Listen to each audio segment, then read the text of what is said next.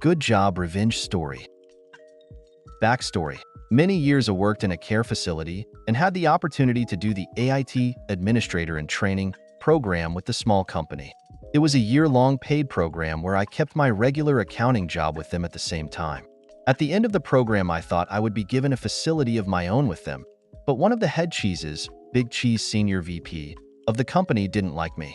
I found out it was because the lady I was working under had tried to become an administrator and had failed the national exam 3 times and complained to Big Cheese about me many times for bogus stuff. I was fired a month after I received my administrator's license, and Big Cheese that didn't like me said, "Hemingway 1957 will never be an administrator for us." Shortly afterwards, I was offered a great job with another company at a really good salary. I also got a 2-month severance package because I wrote a letter to the company president and told him that as a licensed administrator in that small state, I would like to be able to say positive things about his small company. They had about 8 nursing homes. I worked for the new company for about 4 years running a well-regarded facility. We had great outcomes, great reviews, and made good money. I had a good friend that continued to work for the other company, and he would occasionally mention in meetings with the head cheeses how well I was doing. My revenge. I was lured away to another state by another company with a large salary offer, but it was a crap company, and I put the word out with recruiters and others that I was looking. Lo and behold, I get called by the president of my old company that they would like to interview me for an administrator's position at their premier rehab facility. So I agreed to the interview and had them fly me almost 1,000 miles, rent me a car. I picked a new Mustang, put me up in a nice hotel for 2 nights for the interview. I take advantage of that by visiting relatives, putting tons of miles on the rental, going skiing, great resorts in that area, and had a great time. Did the interview, and they offer me the job. I tell them I would think about it. I went home and accepted another offer that I knew was coming, one that I was going to take anyway, and didn't bother to call them back with my decision. About 2 weeks later, I get a call from the president, the one that gave me the severance, asking about when I wanted to start work. I said, "Well, I would love to, but several years ago Big Cheese said that I would never be an administrator for your company, and I guess he was right." And I hung up. It was sweet. That company has since broken up. Cheated on me again? Get ready to be humiliated in front of a crowd. Pretty amazing how a story can go from +20 to 0 upvotes within a matter of a couple hours. To all the folks who see fit to come in here and crap all over everything, I want to sincerely say, have a nice day. You bunch out pricks, winky face. So be forewarned, no one loses any jobs or money in this one. But it was one of my finer revenge moments, I think. So I'd love to share it with everyone. When I was a sophomore in HS, circa 2004 or so, I was dating a gal whom I had been with since 8th grade. As far as the relationship went, all was swell until summer of freshman year when she came out and told me she made out with some random guy at a show she went to. This was understandably very upsetting, but being the overweight, insecure child that I forgave her, and we continued onward. Fast forward a few months, we are seemingly happy, from what I could tell, and enjoying all the dumb crap you tend to do when you are 16 and in love. This was all to come very suddenly to an end one fateful day. A mutual friend, MF, approached me one day with some terrible news. The girlfriend had been passing notes in band between herself and the MF, detailing how disenchanted she was with me, and detailing her affection and attempts to gain the attention of a kid in her band class. The MF was a true friend, and tried to convince her to just end it with me, as her current route would only cause everyone more pain in the long run. She more or less said she was scared to, and would rather just do her own thing and run this ship into the rocks. MF saw this as a real Deutsche Baguette maneuver, pocketed the note, and found me between our next classes to let me in on what was happening. At first I was furious, as in seeing red and ready to smack a bish. But I've always been at least a little crafty, so I put the OL brain pan to work. During my next class, girlfriend texted me and said she was going to go to the Quiznos up the street from the school with MF, and asked if I wanted to join. I accepted the invite and made a beeline for the library as soon as my class let out for my lunch period. I made 50 copies of the note and started dropping them around the halls / handing some to her friends on my way out to my car. I kept about 5 of them, not including the original. The reason I chose this as my plan of action is because the night before I watched an episode of Malcolm in the Middle, and it was pure serendipity that the next day I find myself in this situation. I arrive and we go about placing our orders and eating. I'm having trouble acting normal at this point, and girlfriend notices.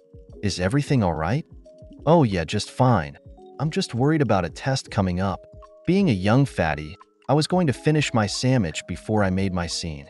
You see, this Quiznos was usually cram-packed during the 3 lunch periods our HS had. And today was no different. Tables were full, and there was a sizable line to order. Once I finished my last bite, I leaned over, unzipped my backpack, took out a single sheet of sheet music that the note had been written on, and put it on the table while glaring at my girlfriend. Oh man, her eyes got so freaking big. I'll never forget it.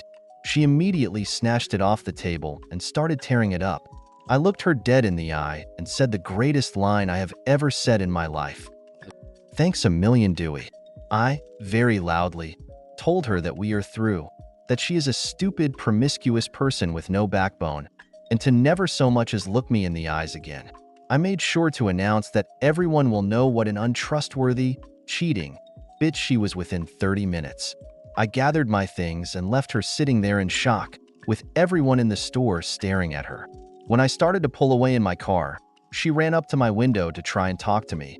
I just laughed, shook my head, and gave her the finger as I burned out in the parking lot, forcing her to jump back to avoid having her toes crushed. In retrospect, I felt exactly like we eventually ended up on speaking terms and neutral to each other the next year. The only other serious boyfriend she had was towards the end of senior year and beyond, who was extremely physically/emotionally abusive. She eventually got a restraining order against him and left his sorry ass, but not in what anyone would consider a sane or timely fashion. Be in butthole? Get evicted, maybe? Just happened. Legendary. A few weeks ago, I was playing my music a little loud in my grad school dorm. My neighbor comes over, and instead of asking me politely to turn down the music, which I would have been fine with and would have in fact apologized profusely for bothering him, he comes over with attitude and says, "What the fudge is wrong with you?" and just gets all up in my face. I just turn down the music and he goes away. Today I leave my apartment and smell weed in the hallway. I think it's my chill neighbor who I like, and I think I gotta hit them up sometime. But then I smell that it's probably Mr. Butthole. I call up the university police from my Google Voice number and tell them that I stepped out into my hallway and smelled marijuana smoke, and that I started getting severely ill and coughing, and that I have kids and that I need this to stop right away. I tell them the general direction of where to look and tell them that I don't feel comfortable reporting my name, etc. They came over a few hours ago and busted him, and he was freaking out and screaming. There are very strict rules in the university, and I think he's going to get evicted. He won't be able to live anywhere near this neighborhood if that happens. Too expensive. He probably signed himself up for a 1-hour commute to school. If he ends up getting kicked out of school, I think I will have to buy myself an Xbox One to celebrate. Litterbug jocks get trashed. Back in the early 90s, I went on a camping trip with a bunch of friends, and a younger friend of a friend had invited his high school buddies who were a bunch of belligerent jocks. That night, around the campfire, the jocks are exceedingly drunk and fighting each other occasionally and making a hell of a mess. The next morning, my friends and I were up earlier than them and collected all the trash into bags. When they woke up, we asked them if they'd be willing to take just one bag with them to dispose of it. Most of it was cans from their piss water they'd brought. They laughed and said they didn't give a fudge and they weren't taking any trash. While they were distracted, we put all the bags of trash in their trunk, as the little bit of camping stuff they has was still in their backseat. Perhaps not the most satisfying revenge, but they probably had quite a stench in the car after a week or so. Cheat on me? That's a glitterin'. Okay, so this story takes place back when I was an innocent 18-year-old girl, dating my first real boyfriend, who we'll call Matt because that was his name. So we'd been dating for almost a year, and naive young me was beginning to think this was the real deal. Ought to be young and stupid. However, it was not to be. One day, feeling the urge to be the best girlfriend ever, I baked Matt some cookies, M&M ones, to be precise, and decided to drive them over to his house in order to surprise him. Before I continue, it's important to understand how Matt's house was set out. Basically, he lived in his parents' 2-story house, and they occupied the top level while he got the bottom level with a TV room, bedroom, and bathroom. There were stairs at the front of his house leading to the front door on the 2nd story. So he had his own personal entrance, a door on the ground level, into his living space. So young me waltzes in with her freshly baked cookies, only to find Matt in bed freaking some random girl I'd never seen before. Needless to say, I was heartbroken. In the moment, I could do nothing more than burst into tears and run back out into my car before driving away. In the days that followed, I slowly transitioned from hurt to angry, and fairly soon I formulated a plan. So one night, late in the night, me and my closest friend drove to Matt's house, quietly parked outside, and with the use of some craft glitter, superglue, and resentment, we carefully enacted out our plan. The next day, Matt woke up and walked outside to find the word cheater printed neatly in sparkly, glittered letters, superglued to his door, and, as an added bonus courtesy of my friend, repeated on one side of the BMW he had just received from his parents. Mutual friends later showed me angry pictures posted by Matt on social media, and although the glue ran down the doors in some places, it was still clearly legible. Fudge you, Matt. Snobadine and Dash couple try to stick me with their 1,200 tab. I locked the restaurant door and helped them both get expelled from their school and stuck with a huge fine. I worked at a really expensive French restaurant, the kind that I could never afford to eat at. I waited table and am in school for a business degree. Despite my restaurant being very pricey, I earned minimum wage and relied on tips to pay the bills. The restaurant is next to a university, and even though my boss didn't pay us a lot, he still donated huge amounts to the school. One night, the restaurant is really busy, and this couple comes in. They're young and act like the rich kids of Instagram stereotype. I'm assigned their table along with two others. Right away, they start loudly complaining about how I'm too slow.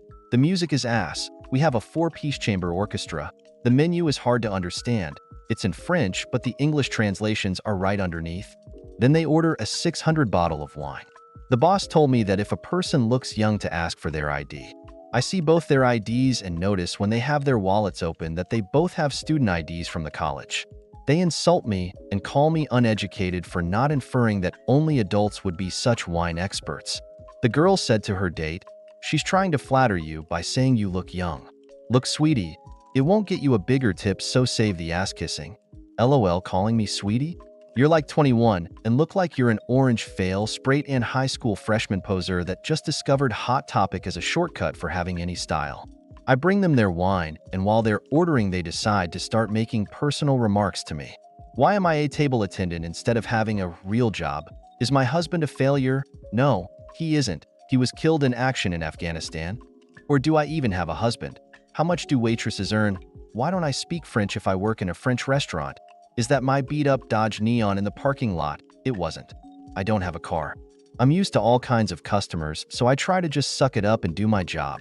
They order all the most expensive things on the menu.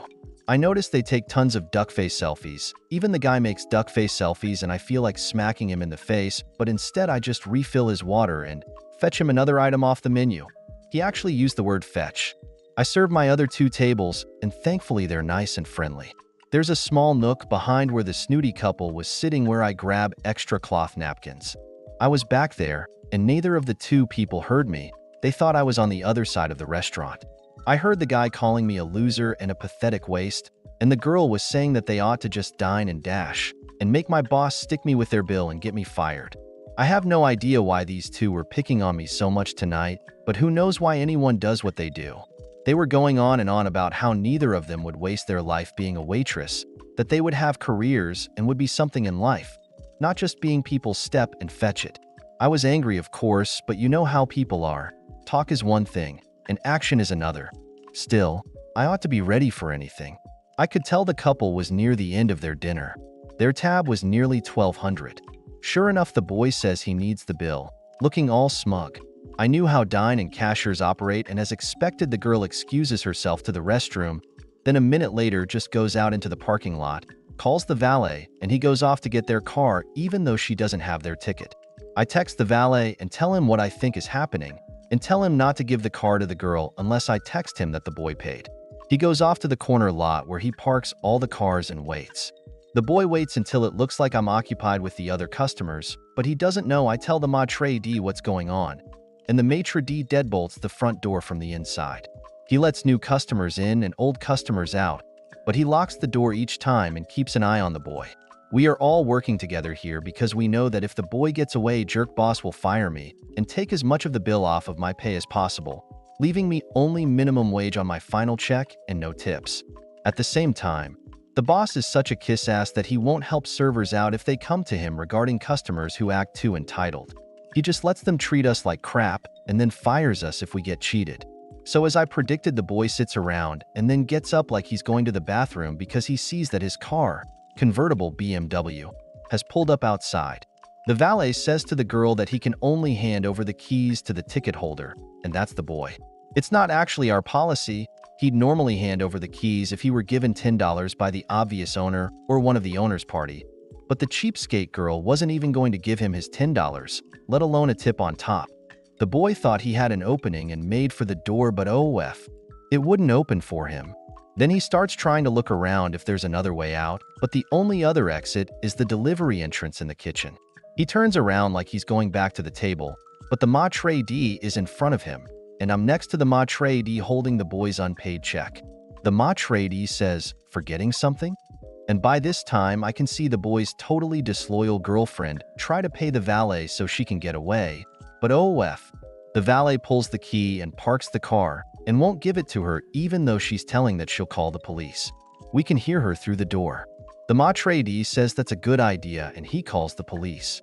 The boy tries to bluff like he's going to get us all in trouble or get tough, but the maitre d' moonlights as a taekwondo teacher and invites him to try to get past him. Finally, the manager comes out and as expected, he takes the boy's side at first, but by this time, several other customers noticed what was going on and said the boy was a total butthole and a dine and dasher, and if the manager didn't do something about it, they would never eat there again. They stood up for me and said I put up with the two jerks' abuse and shouldn't be punished by their unpaid bill. So the manager filled out a police report and the boy was telling the policeman that his dad could pay, and we were making a big deal out of nothing. Then my boss noticed the boy attended the school he donated a lot of money to and got pissed off and told the school about what thieves the little rat boy and his loser girlfriend were. We learned later that they got expelled and that both now have a police record because they tried to steal and commit fraud for more than $1,000, which I guess is a big deal legally. I think their rich parents got them to avoid jail like normal people, but they still have a record because it's only a misdemeanor if you steal less than $500. And they tried to steal more than twice that in goods and services. Within 3 months, I got a better job working as a teller in a bank. Within another year, I'll finish my business degree and hopefully do what I want to do in life. Regardless, though, whatever your job, as long as you're earning an honest living, no one can shame you. There's nothing wrong with being a server, and those two kids were assholes for thinking like that. Everyone has a different path in life. These two's path involves checking the box, yes, next to, ever been convicted of a felony? They try to get me fired. Nah, B. You don't get me fired. I made sure you, and your not ride or die chick, can never get the career you want now. Better just wait for that inheritance then, jerks. Keep making that duck face, you basic bitch weirdos.